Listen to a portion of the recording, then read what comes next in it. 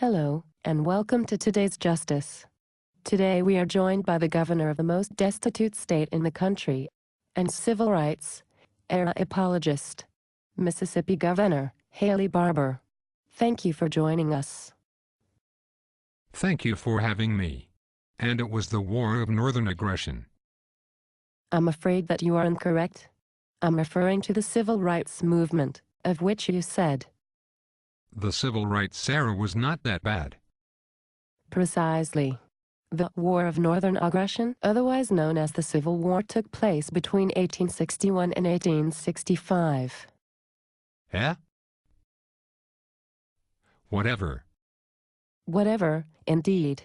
Now that we've gotten that out of the way, I was hoping that perhaps you would answer a few questions. That's what I am here for. Let's talk about what's fact and what is fiction. Recently you boasted that you eliminated a $720 million deficit without raising anyone's taxes. Would you consider that to be a fact? Why, yes, I do. So, you have never raised taxes as the governor of Mississippi. That is correct.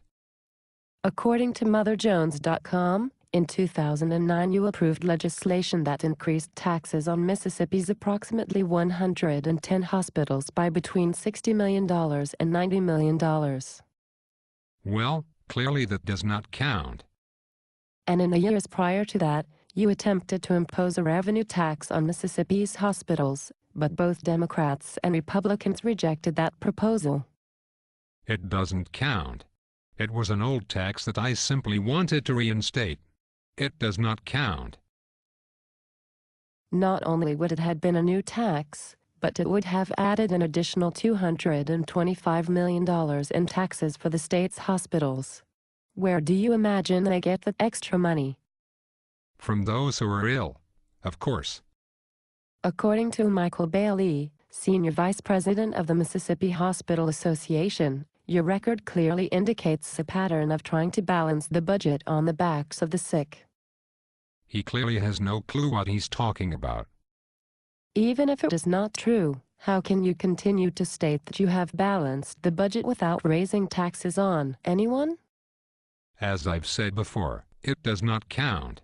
None of what you have said counts. Do you need a hearing aid? If so, I know of a doctor. That won't be necessary. Perhaps you can explain the increase of unemployment taxes.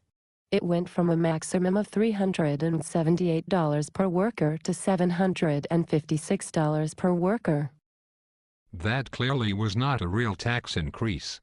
We simply asked businesses that laid off workers to give us more money. Yes, by increasing taxes. See, the problem with you liberal Democrats' mainstream media types is that you don't understand how anything works. It's not exactly difficult to understand when in 2005, you signed a bill that more than doubled the hospital daily bed tax. That doesn't count. Those taxes were raised with the support of long-term care facilities. I also raised taxes on cigarettes because I am concerned with the health of Mississippians. Do you understand that you have raised taxes? And in addition to those raised taxes, you have cut budgets to vital services and to public schools. The great George W. Bush once said, "Children's do learn." That is a wonderful example of why your state should not cut the public school budget. Your high school graduates score so low on the ACTs that, on average, they do not meet college minimum score requirements. Is our children learning? Not in Mississippi. In fact, Mississippi elementary schools are ranked 49th in the country. It's up to the parents to make sure that their children are smart enough before going to school. Do you really believe that? Absolutely. In closing, I would like to ask, what do you think about Forbes magazine ranking Mississippi 48th of 50 in their list of the best states for business and careers? And, if you run for president, do you plan to run the country in the same way that you have run Mississippi?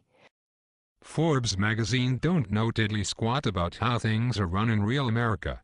And yes, The American people can be certain that I will run the country exactly how I've ran the great state of Mississippi. That is nice to know. Thank you, Governor Barbour, for joining us. I sure hope to have your vote. Haley Barbour, a likely GOP candidate for the 2012 presidential race, states that as the governor of Mississippi, he eliminated a $720 million deficit without raising anyone's taxes. In truth, Barbour has raised taxes several times, as well as cut budgets to the state's vital services, including public schools. It is imperative that we exercise our right to vote in the coming 2012 presidential election. America cannot afford to slip further behind the rest of the world. The election of Haley Barbour would make that goal nearly impossible.